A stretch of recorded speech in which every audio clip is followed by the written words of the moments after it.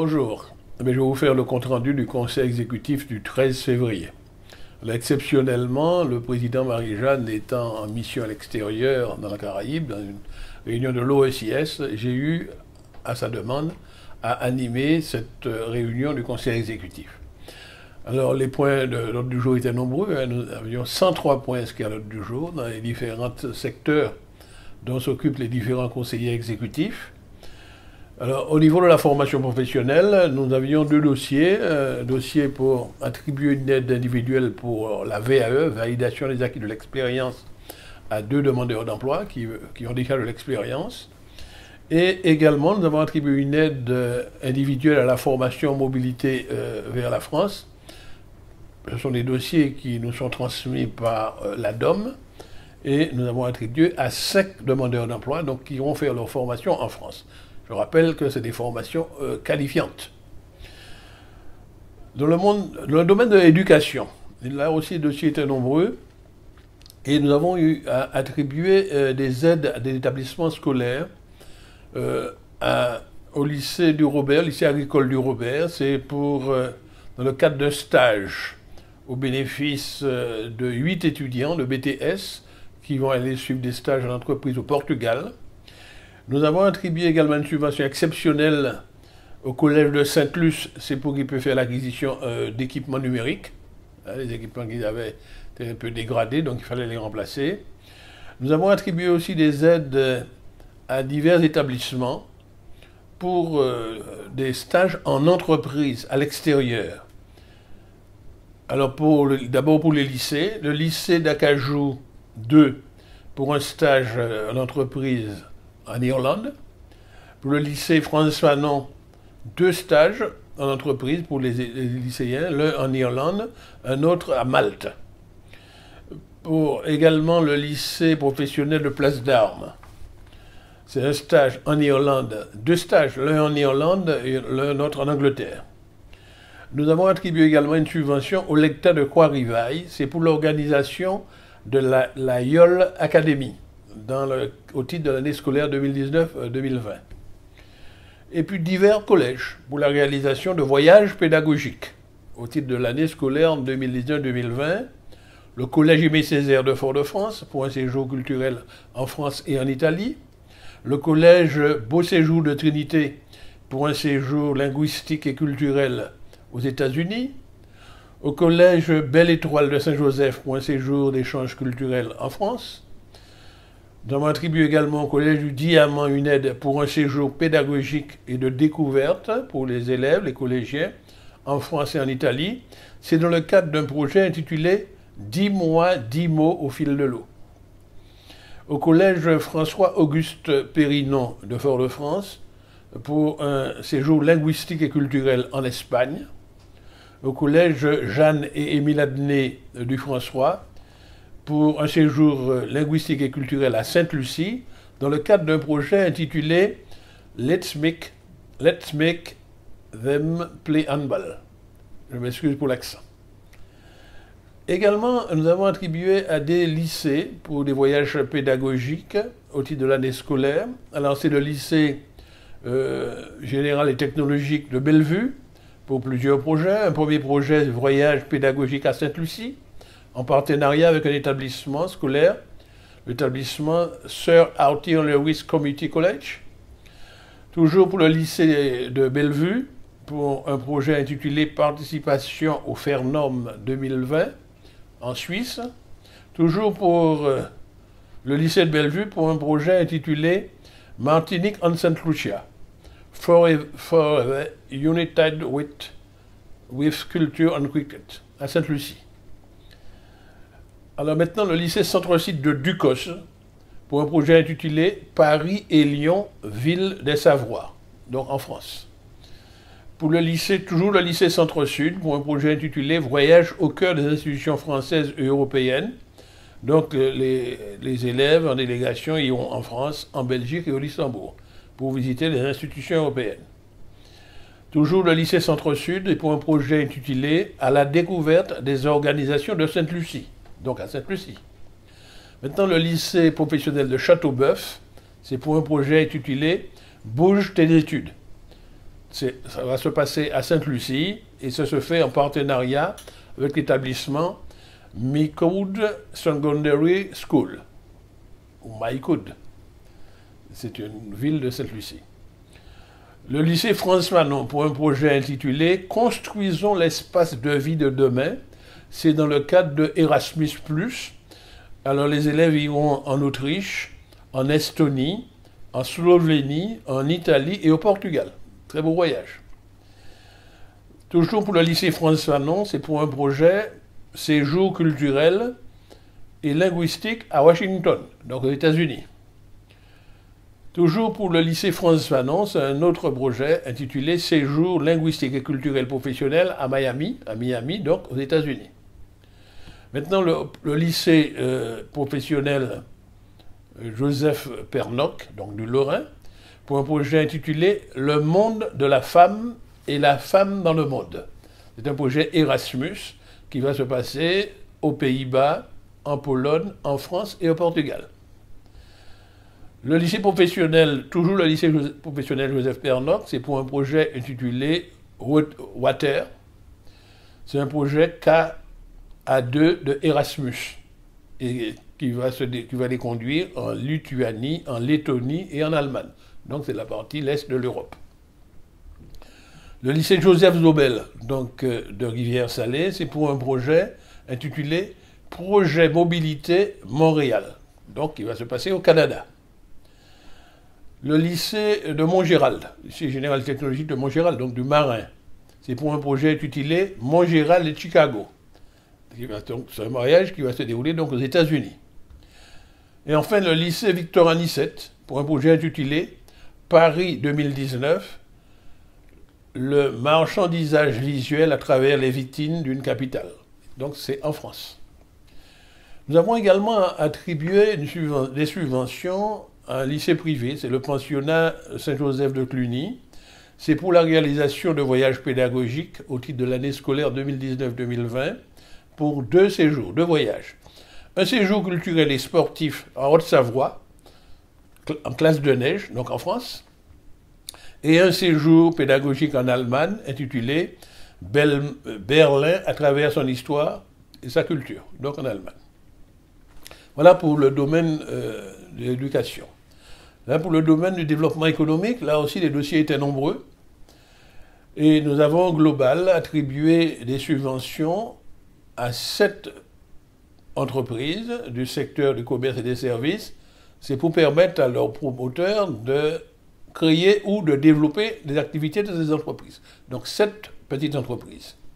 Nous avons également attribué des aides à la création d'emplois, attribuées à 31 entreprises, ce qui globalement leur permettra de créer 37 emplois. Donc ce sont des personnes qui sont inscrites à Pôle emploi Martinique et qui, comme cela, retrouveront du travail en CDI. Nous avons attribué également une subvention à un porteur de projet. En fait, c'est un projet de reprise de restaurant qui existe. La poterie des Trois-Îlets, c'est sous l'enseigne La Mandoline. C'est ce qu'on appelle une reprise transmission. Un changement de propriétaire, et le nouveau propriétaire, nous lui donnons une aide pour qu'il puisse racheter l'entreprise. Toujours dans le domaine du tourisme, le conseil exécutif a attribué une subvention à une société qui s'appelle Dream Flower Island. C'est une société qui fait de la location touristique, mais surtout qui organise des balades touristiques. C'est pour lui permettre d'acquérir des véhicules nautiques qui pourront ensuite soumettre à la location de ses clients, au bénéfice de ses clients. Donc, c'est au titre de l'aide à la création d'une TPE, très petite entreprise. Dans le domaine de la pêche, alors nous avons revisé, et nous allons le proposer prochainement à l'Assemblée plénière, c'est une révision d'un dispositif qui a été mis en place, c'est un dispositif d'aide à l'installation des jeunes marins-pêcheurs. C'est pour leur donner des subventions, pour leur permettre d'accueillir des navires de pêche. Alors, la modification porte sur la longueur des navires qui sont éligibles à l'aide. Donc ce sont des navires compris entre 7 mètres de long et 12 mètres. Le plancher d'éligibilité, c'est 4 000 €, en aide à partir de 4 000 €. Et le plafond d'éligibilité, c'est 50 000 euros. Et le montant de l'aide, c'est 25% du coût du navire. Retenez, ce sont des navires donc à partir de 7 mètres jusqu'à 12 mètres. Pour les jeunes marins-pêcheurs qui veulent s'installer, entrer dans la profession. Le domaine du développement durable, nous avions 2 dossiers. Une subvention donnée à la SMTVD, c'est le syndicat mixte de transformation et de valorisation des déchets. C'est pour leur permettre de faire une étude sur le traitement des sous-produits animaux de classe 1. À détruire dans l'incinérateur de Fort-de-France, mais il faut faire une étude pour connaître les retombées. Et puis également une aide à la CACEM, c'est pour que la CACEM puisse continuer sa campagne de promotion pour le compostage individuel. En clair, les déchets qui peuvent pourrir, venir du compost, au lieu de les jeter ou de le brûler, donc permettent à chaque famille intéressée de pouvoir faire du compostage individuel. Donc il faut poursuivre la campagne de communication là-dessus pour convaincre de plus en plus de familles. Le Conseil exécutif a également validé un projet d'élaboration d'une stratégie territoriale d'économie circulaire à l'horizon 2030, pour lequel un cofinancement de l'ADEME sera sollicité. C'est donc un dossier qui ira prochainement devant l'Assemblée de Martinique. Alors là, dans le domaine des fonds européens, nous avons vu beaucoup de dossiers. Il sera long de vous tout exposer, mais retenez que dans le domaine agricole, nous avons pu attribuer des fonds du FEADER associés à des fonds de la CTM à 39 porteurs de projets. Et la majorité de ces porteurs de projets, ce sont des agriculteurs qui font des exploitations bio. L'agriculture bio se développe, c'est une bonne chose, parce que la CTM avait lancé un appel à projet, il commence à être entendu, donc il y a de nombreux agriculteurs qui reçoivent des financements pour l'agriculture bio, et y compris pour leur permettre d'avoir la certification bio de leur exploitation. Et puis évidemment, à côté de cela, il y a des aides aux plantations de bananes, des aides aux plantations de cannes, ou des aides pour améliorer les conditions d'élevage de bovins et de caprins. Donc 39 dossiers d'exploitation agricole au global. Donc pour les fonds du FEDER, nous avions 3 porteurs de projets. La SMDS, c'est pour une aide aussi au coût pour le fret. Odyssey, la régie Odyssey, qui commence à renouveler les canalisations d'eau sur le territoire de la CACEM. Et également le GIP de Fort-de-France, c'est le groupement d'intérêt public 2 de Fort-de-France 2020, c'est pour une étude du référentiel de qualité architecturale urbaine, c'est dans le projet Cœur de Ville.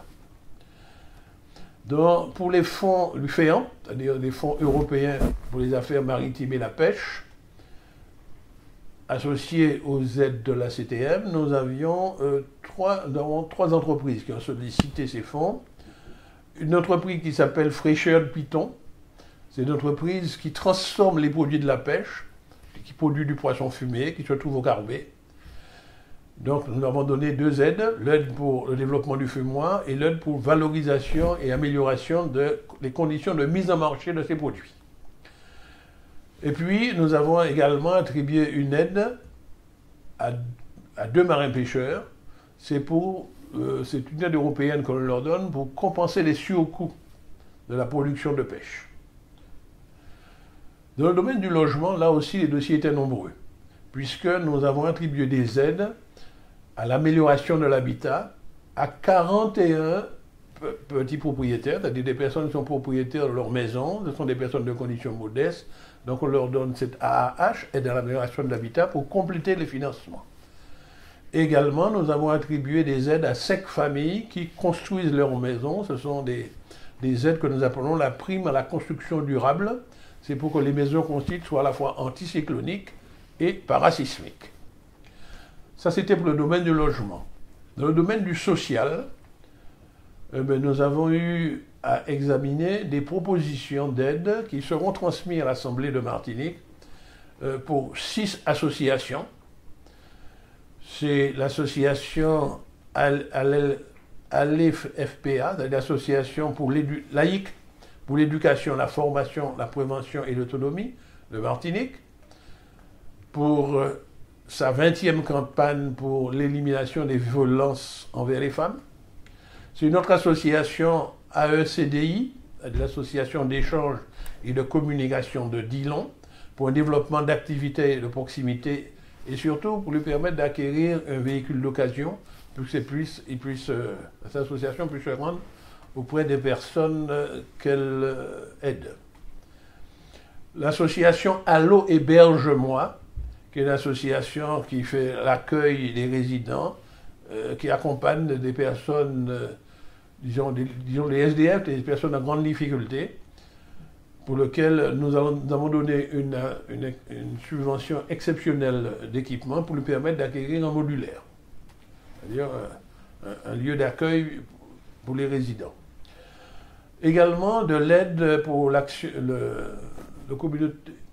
centre communal d'action sociale de la ville de Saint-Joseph, c'est pour la mise en place d'une épicerie solidaire et sociale.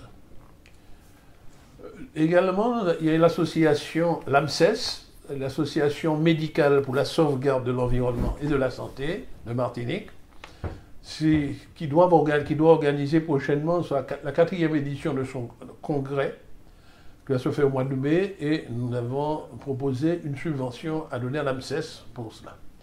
Il y a une association qui s'appelle les Ailes des Anges, qui s'occupe des personnes âgées dépendantes. Donc une subvention leur est proposée pour leur programme d'action.